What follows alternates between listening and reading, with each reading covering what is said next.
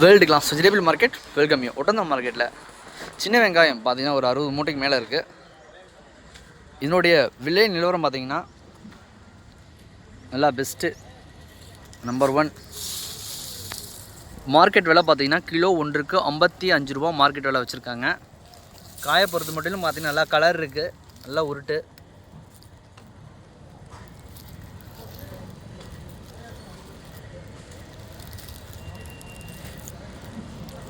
நல்லா அருமையாக இருக்குது, காய் கலராக இருக்குது.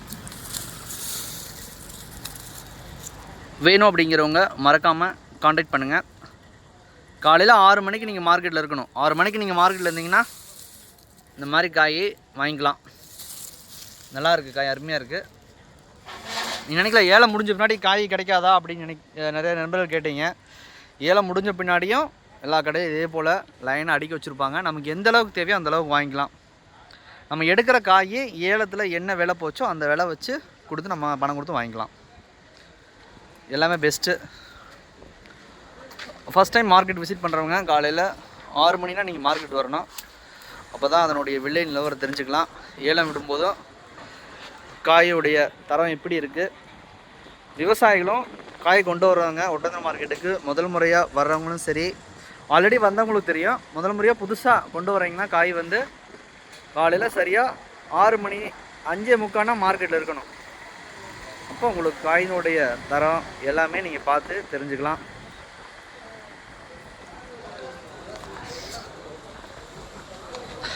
இங்கேருந்து டிரான்ஸ்போர்ட் வசதி நிறைய நண்பர்கள் கேட்டிருக்கீங்க. தமிழ்நாட்டுக்கு பிற மாவட்டங்களுக்கும் டிரான்ஸ்போர்ட் வசதி இருக்குதா, எந்த அளவுக்கு அதனுடைய செலவு வரும் அப்படின்னு கேட்டிருக்கீங்க. டிரான்ஸ்போர்ட் வசதி பார்த்தீங்கன்னா இங்கே ஒட்டந்தத்துலேருந்து ஒரு 2 பை 3 பையெல்லாம் நீங்கள் எடுத்திங்கன்னா கட்டுப்படி ஆகாது. அதனால் உங்களுக்கு தெளிவுபடுத்திடுறேன். 1 டன்னு 2 டன் அப்படிங்கிற ஆவரேஜாக நீங்கள் எடுக்கணும். ஒரு 3 டன்னு குறையாமல் எடுத்திங்கன்னா நீங்கள் இங்கேருந்து வண்டி போட்டு கொண்டு போகிறதுக்கு ஒரு லாபம் கிடைக்கும். ஆல்ரெடி அங்கே டிரான்ஸ்போர்ட் வந்துட்டு இருக்குது. இப்போ கேரளாவுக்கு போகுதுன்னா கேரளா ஆல்ரெடி வண்டி போயிட்டுருக்குன்னா அங்கே ஏற்றி விட்டுடலாம். இப்போ திருச்செங்கோடு வண்டி போயிட்டுருக்கு அப்படின்னா அதில் ஒரு 2 பை வேணும்னா 2 பை ஏற்றி விட்டோன்னா கொண்டாந்து இறக்கி விட்ருவாங்க. அந்த மாதிரி இருக்குது. ஆல்ரெடி வண்டி வந்துட்டு இருந்துச்சுன்னா உங்களுக்கு எடுத்துக்கலாம். 2 பைங்கிறது வந்து உங்களுக்கு கண்டிப்பாக கொஞ்சம் கட்டுப்படி ஆகாது இல்லையா. 1 டன்னுக்கு குறையாமல் எடுத்திங்கன்னா தான் உங்களுக்கு கட்டுப்படி ஆகும். அப்போ பெஸ்ட்டாக எடுக்கிறதுக்கு நீங்கள் முதல் தடவையாக மார்க்கெட்டுக்கு நேரில் வரணும். நேரில் வந்தீங்கன்னா தான் உங்களுக்கு தெரியும். இப்போ நிறைய நண்பர்கள் கேட்டிருக்கீங்க, பணம் போட்டு விட்றோம் நீங்கள் காய் அமுச்சு விட்ருவீங்களா அப்படின்னு கேட்குறீங்க. இல்லை, அந்த வசதி வந்து இங்கே மார்க்கெட்லேயே கிடையாது. அது முதல் தடவை நீங்கள் மார்க்கெட்டுக்கு வந்தால் தான் நாங்கள் வந்து யாருக்கு கொடுக்குறோம் அப்படிங்கிறத வந்து உங்களை பார்க்கணும் இல்லையா. யாருக்கு கொடுக்குறோம் அப்போ நீங்களும் எங்களை பார்க்கணும். நம்ம இவங்ககிட்ட தான் வர செலவு பண்ணுறோம் அப்படிங்கிறது தெரியணும் உங்களுக்கும் வந்து. அதனால் முதல் தடவை நீங்கள் மார்க்கெட் வந்தீங்கன்னா அடுத்த தடவை வந்து அட்ரஸ் எல்லாம் க்ளீனாக கொடுத்துட்டு போனீங்கன்னா எங்கே இறக்க சொல்கிறீங்களோ அங்கே வந்து இறக்கி விட்ருவாங்க.